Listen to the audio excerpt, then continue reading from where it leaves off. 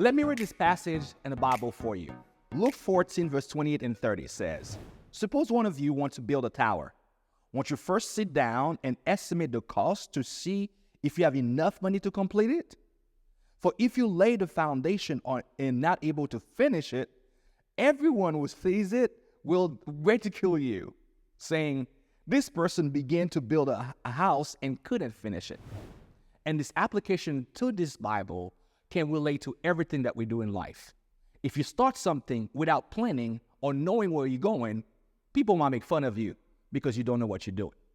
That's why today, I want to give you or lay down 7 plans on how you can buy your house. Let's talk about mindset. What do you need to know? What do you need to have set before you get started? First of all, you need to find out if you have a stable job. Have you been in your current job for at least 2 years? This is very important. The next thing you need to find out is how is your debt to income ratio? How many debt that you have? House debt or rental debt or hospital debt. Find out how you can consolidate those things. Third is find out, do you have enough money saved in your bank account to prove that you can pay your mortgage? Another thing that you need to check as your mindset or get ready is find out how's your credit going. Is your credit below 580 or in 620? Those are the things that you need to start thinking about before you go to the next step, hiring a realtor. Another part of my mindset that I want you to be aware of is about your investment. Have you ever thought about it? Renting vs owning? Let's give you an example. Let's say you've been renting a house for 30 years. You're paying $1,200 per month. At the end of 30 years, you have invested $4,332,000 toward the mortgage of the lender. And when you step out, you get out with nothing.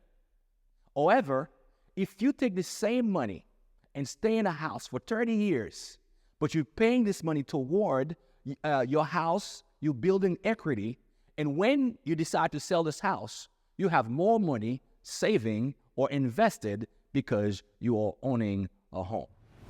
The last thing I want you to understand in mindset, you heard it said, I'll wait till the market go down before I buy.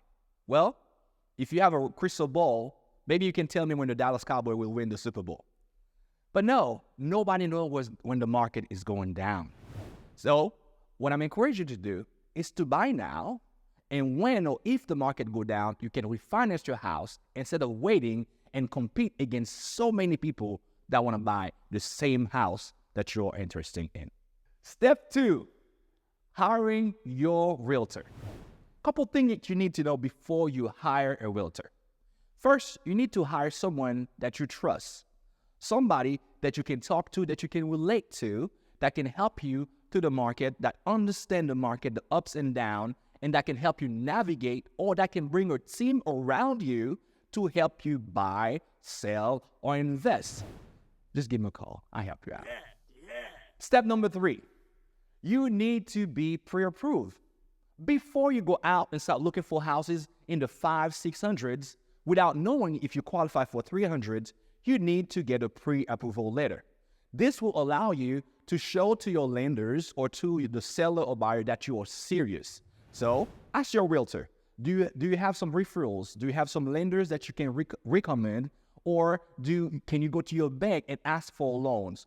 Once you receive this pre-approval letter, you are ready to go for your house search.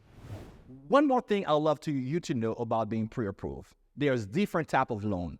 Your lender, your loan officer can tell you more, but let me just enumerate them for you.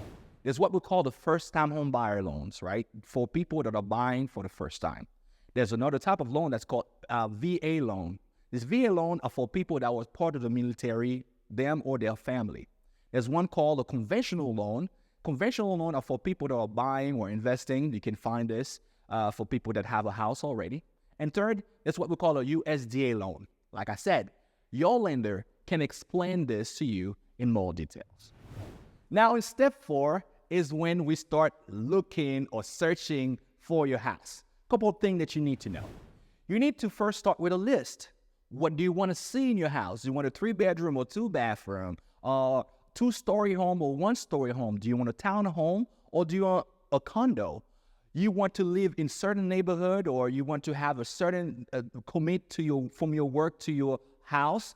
All this thing, come up with a list.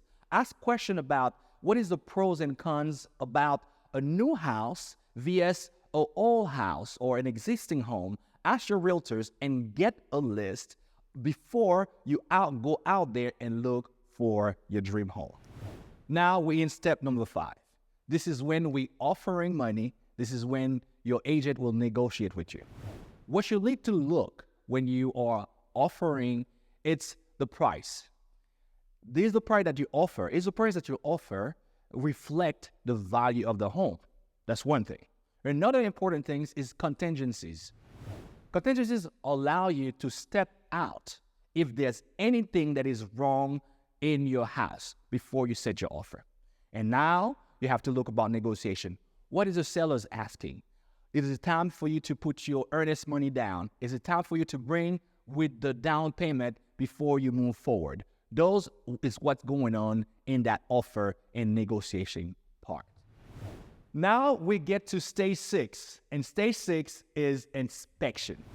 When you do an inspection, you need to hire or your realtor can refer you to a professional inspector that will come and do their professional inspection, something that you and I can see with our eyes. They can see, they can review the contract, they can see if the safety and the compliant is complied to the state or the NAR, the National Association of Real Estate, and they will review it and return it back to you.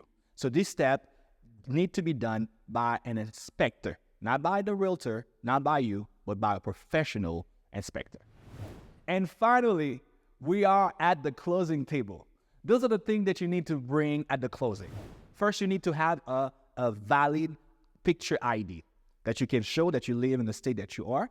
You also need to have certificate of funding, that the check is funding so you can give to the title company.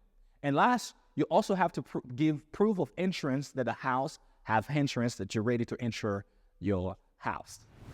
After you give them all this item, you will receive the key to your house, the transfer of a clean title, and some kind of settlement statement to show that you are a homeowner. Those are the things that you'll receive at the closing table that day. Now it's time to celebrate.